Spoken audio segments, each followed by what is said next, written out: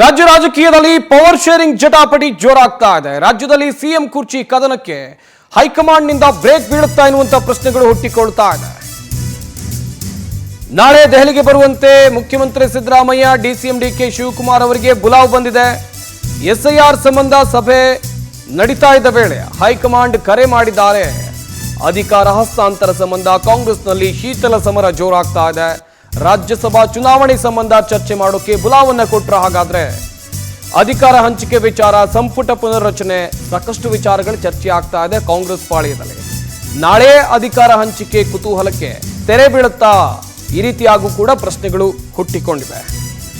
ರಾಜ್ಯ ಕಾಂಗ್ರೆಸ್ ಪಾಳ್ಯದಲ್ಲಿ ಆಗ್ತಾ ಇರುವಂತಹ ಒಂದಷ್ಟು ಬೆಳವಣಿಗೆಗಳನ್ನ ಸೂಕ್ಷ್ಮವಾಗಿ ಗಮನಿಸ್ತಾ ಹೋಗೋದಾದ್ರೆ, ಮುಖ್ಯಮಂತ್ರಿ ಸಿದ್ದರಾಮಯ್ಯ, ಡಿಸಿಎಂ ಡಿಕೆ ಶಿವಕುಮಾರ್ ಅವರ ನಡುವೆ ಅಧಿಕಾರ ಹಸ್ತಾಂತರ ಜಟಾಪಟಿ ಕಳೆದ ಕೆಲ ದಿನಗಳಿಂದ ತೀವ್ರವಾಗಿ ನಡೀತಾ ಇದೆ. ನಾಳೆ ಮಲ್ಲಿಕಾರ್ಜುನ್ ಖರ್ಗೆ, ರಾಹುಲ್ ಗಾಂಧಿ ನೇತೃತ್ವದಲ್ಲಿ ಮೀಟಿಂಗ್ ಆಗುತ್ತೆ. ಸಿಎಂ ಸಿದ್ದರಾಮಯ್ಯ, ಡಿಸಿಎಂ ಡಿಕೆ ಶಿವಕುಮಾರ್ ಜೊತೆಗೆ ಹೈಕಮಾಂಡ್ ನಾಯಕರು ಸಭೆಯನ್ನ ಮಾಡ್ತಾರೆ. ಹೈಕಮಾಂಡ್ ನಾಯಕರ ಸಭೆ ಬಳಿಕ ಒಂದು ಕ್ಲಿಯರ್ ಪಿಕ್ಚರ್, ಸ್ಪಷ್ಟ ಚಿತ್ರಣ ಸಿಗುತ್ತೆ. ವೆರಿ ಇಂಪಾರ್ಟೆಂಟ್ ಇದು. ಯಾವ ನಿರ್ಧಾರಕ್ಕೆ ಹೈಕಮಾಂಡ್ ನಾಯಕರು ಬರ್ತಾ ಇದ್ದಾರೆ? ಡಿಸಿಎಂ ಡಿಕೆ ಶಿವಕುಮಾರ್ ಅವರಿಂದ ಶತಾಯಗತಾಯ ಪ್ರಯತ್ನ ಕಳೆದ ಹಲವು ದಿನಗಳಿಂದ ಆಗ್ತಾ ಇದೆ. ಆದರೆ ಮುಖ್ಯಮಂತ್ರಿ ಕುರ್ಚಿ ಪಡೆಯೋಕೆ ಇದುವರೆಗೂ ಕೂಡ ಸಾಧ್ಯ ಆಗಲಿಲ್ಲ. ಮಾಹಿತಿ ಕೊಡ್ತಾರೆ ನಮ್ಮ ಪ್ರತಿನಿಧಿ ರೂಪೇಶ್ ಬೈಂದೂರು, ದೂರವಾಣಿ ಸಂಪರ್ಕದಲ್ಲಿ ಜಾಯ್ನ್ ಆಗ್ತಾ ಇದ್ದಾರೆ. ರೂಪೇಶ್, ನಾಳೆಯ ಸಭೆ ಬಗ್ಗೆ ಖಂಡಿತವಾಗ್ಲೂ ಎಲ್ರಿಗೂ ಕುತೂಹಲ ಇದೆ. ಹೈಕಮಾಂಡ್ ನಾಯಕರು ಇಬ್ಬರು ಅಂತ ಹೇಳಿದ್ರೆ ಸಿದ್ದರಾಮಯ್ಯ ಮತ್ತು ಡಿಸಿಎಂ ಡಿಕೆ ಶಿವಕುಮಾರ್ ಇಬ್ಬರನ್ನ ಕರೆಸ್ಕೊಂಡು ಯಾವ ವಿಚಾರದ ಕುರಿತು ಪ್ರಮುಖವಾಗಿ ಚರ್ಚೆ ಮಾಡ್ತಾರೆ?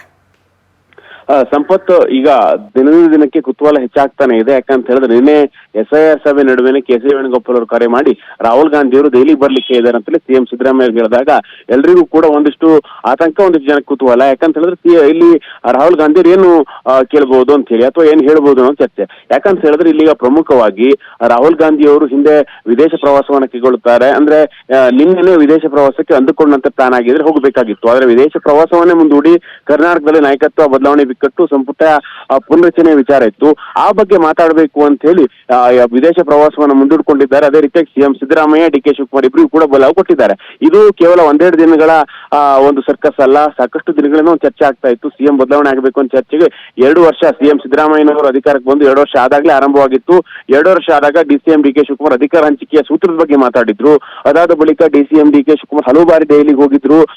ಆಗಲೂ ಕೂಡ ಹೈಕಮಾಂಡ್ ನಾಯಕರು ಭೇಟಿಯಾಗಿರ್ಲಿಲ್ಲ. ನಾಯಕತ್ವ ಬದಲಾವಣೆಗೆ ಒಂದು ಕ್ಲಾರಿಟಿಯನ್ನು ಕೊಟ್ಟಿರ್ಲಿಲ್ಲ.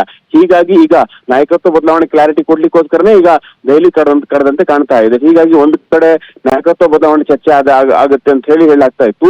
ಅದೇ ರೀತಿಯಾಗಿ ಸಂಪುಟ ವಿಸ್ತರಣೆ ಕೂಡ ಚರ್ಚೆ ಆಗುತ್ತೆ.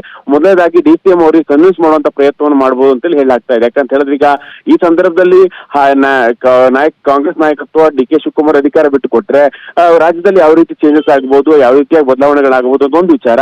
ಅದೇ ರೀತಿಯಾಗಿ ಸಿಎಂ ಸಿದ್ದರಾಮಯ್ಯ ಮುಂದುವರಿಸಿದ್ರೆ ಹೇಗಾಗಬಹುದು, ಈ ರೀತಿಯ ವಿಚಾರಗಳು ಕೂಡ ಚರ್ಚೆ ಮಾಡಬಹುದು. ಅದೇ ರೀತಿ ನಾಯಕತ್ವ ಬದಲಾವಣೆ ಗೊಂದಲಗಳನ್ನ ಪರಿಹರಿಸಿಕೊಂಡು ಸಂಪುಟ ವಿಸ್ತರಣೆ ಎಷ್ಟು ಮಾಡಬೇಕಾ ಅಥವಾ ಮಾಡಿದ್ರೆ ಎಷ್ಟು ಜನಕ್ಕೆ ಹೆಚ್ಚು ಸ್ಥಾನ ಕೊಡಬೇಕು, ಅದು ಯಾರಿಗೆಲ್ಲ ಕೊಡಬೇಕು ಅಂತ ಹೇಳಿ ಒಂದು ಚರ್ಚೆಯನ್ನ ಮಾಡಬಹುದು ಅಂತ ಹೇಳಿ ನಿರೀಕ್ಷೆ ಮಾಡಲಾಗ್ತಾ ಇದೆ. ಹೀಗಾಗಿ ಸಂಪುಟ ಯಾರ್ಯಾರನ್ನ ಸೇರ್ಸ್ಕೊಳ್ಬಹುದು ಅಂತ ಹೇಳಿ ಒಂದು 15 ಜನರ ಪಟ್ಟಿಯೊಂದಿಗೆ ಸಿಎಂ ಸಿದ್ದರಾಮಯ್ಯ ದೆಹಲಿಗೆ ಹೋಗ್ತಾ ಇದ್ದಾರೆ ಅಂತ ಹೇಳಲಾಗ್ತಾ ಇದೆ.